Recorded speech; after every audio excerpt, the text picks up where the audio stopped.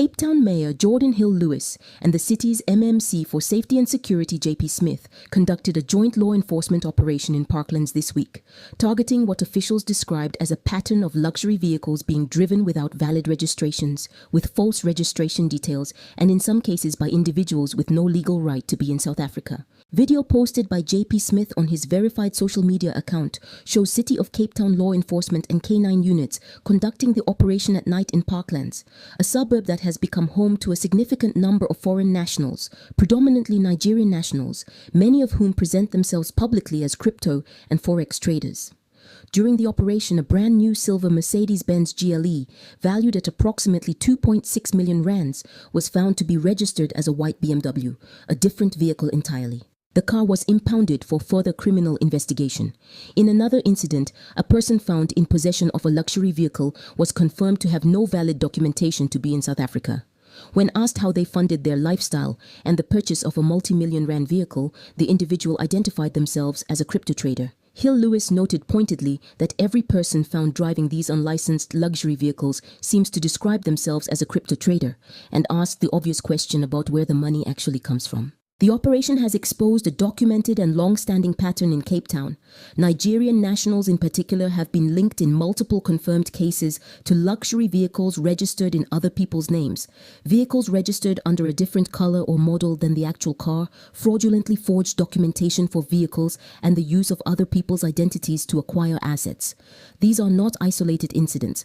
They form part of a broader documented pattern of financial crime in which the actual owner or operator of a vehicle is concealed behind layers of false registration and identity documents. The crypto and forex trader label that keeps appearing in these cases is not coincidental. Law enforcement agencies internationally have documented that Nigerian cybercrime networks, commonly referred to as Yahoo Boys, frequently use the language of cryptocurrency and forex trading as a cover for proceeds generated through online fraud, romance scams, business email compromise, and advance fee fraud.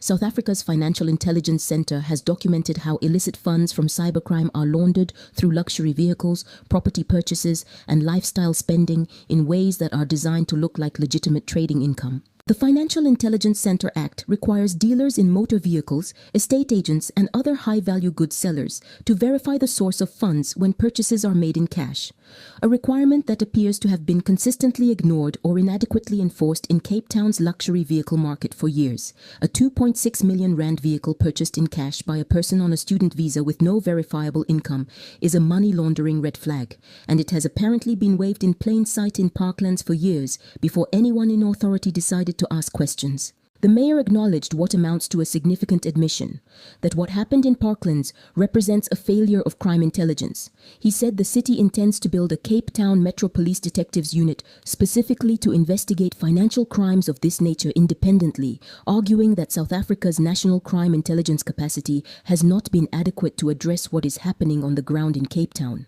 The public has been raising the alarm about exactly this pattern for years. The people are saying Cape Town under the DA has for a long time been accused of turning a blind eye to criminal activity as long as the money generated by that activity continued to flow through the city's economy, filling nightclubs, restaurants, luxury car dealerships, and the property market. They are saying that the DA cannot take credit for finally acting on a problem that communities have been reporting for years, while simultaneously failing to build the crime intelligence capacity that would have identified and addressed it much earlier.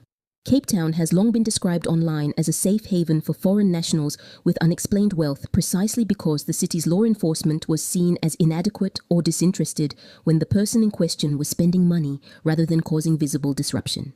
The broader connection to the ongoing national immigration and undocumented foreign national debate is direct. Home Affairs Minister Leon Schreiber has been cancelling fraudulently issued visas and student permits. The Department of Labour has been raiding companies employing undocumented foreign nationals. SAPS has been intensifying deportation operations, and now the city of Cape Town is impounding multi-million rand luxury vehicles from people who claim to be students or crypto traders and cannot explain their source of income. The same system that failed to ask how a person on a student visa came to own a 2.6 million rand vehicle paid in cash is the same system that has been failing to verify documentation, work permits, and business licenses across the country for 3 decades. Cape Town is not an exception to that failure. It is another example of it. All individuals whose vehicles were impounded are entitled to the presumption of innocence. No formal charges have been confirmed publicly beyond the fraud investigation. The investigation is ongoing. We will keep you updated.